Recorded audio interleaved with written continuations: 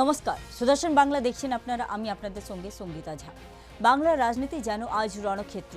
ক্ষমতার নেশায় অন্ধ হয়ে তৃণমূল কংগ্রেসের নেতারা এখন আর বিরোধীদেরই নয়, পুলিশ প্রশাসনের ওপরও বেল্ট চালাচ্ছেন।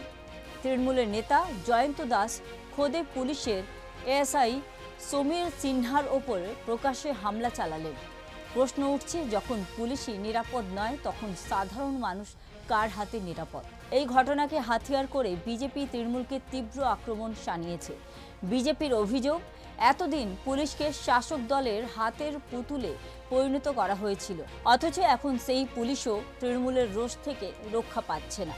বিজেপির এই অভিযোগের বিরুদ্ধে পাল্টা আক্রমণ জানিয়েছে তৃণমূলও।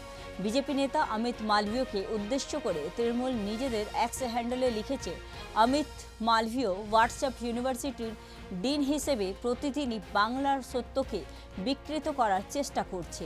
তাদের দাবি, বিজেপি মিথ্যাচারের রাজনীতি করছে।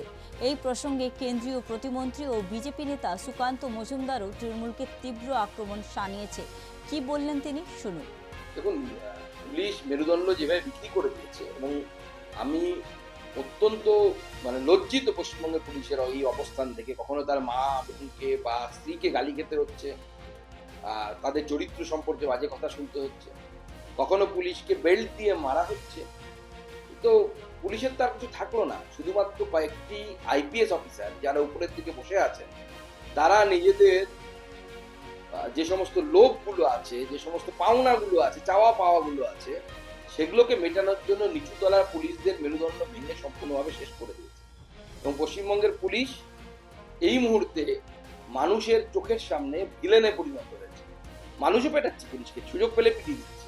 যেদিন সুযোগ পায় মানুষ এই পুলিশকে পেটাবে, কারণ এই পুলিশ এমন জায়গায় পৌঁছে গেছে, তৃণমূল কংগ্রেসের নেতাদের কাজ যেটা আর কি রাজনৈতিক কাজ, সেই কাজটা জেলা পুলিশ করছে, থানা করছে, এসডিপিও করছে।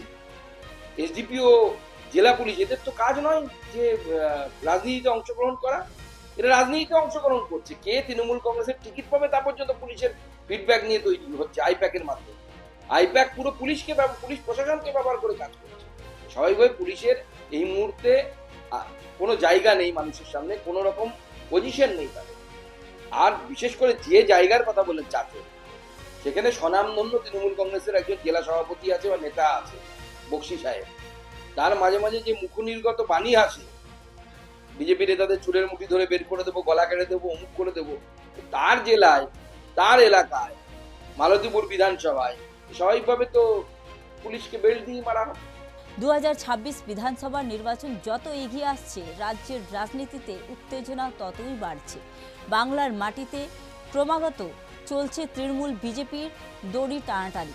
একদিকে তৃণমূলের নেতাদের লাগাতার বিতর্কিত আচরণ, অন্যদিকে বিজেপির কড়া সমালোচনা, সব মিলিয়ে বাংলার রাজনীতি উত্তাল। কিন্তু সবচেয়ে বড় প্রশ্ন, এই হামলা, এই পাল্টাপাল্টি অভিযোগ, প্রতিযোগিতা শেষে 2026-এর বিধানসভার ভোটে কার দিকে ঝুঁকবে বাংলার মানুষ? এরকম খবর দেখার জন্য দেখতে থাকুন সুদর্শন বাংলা। জয় হিন্দ।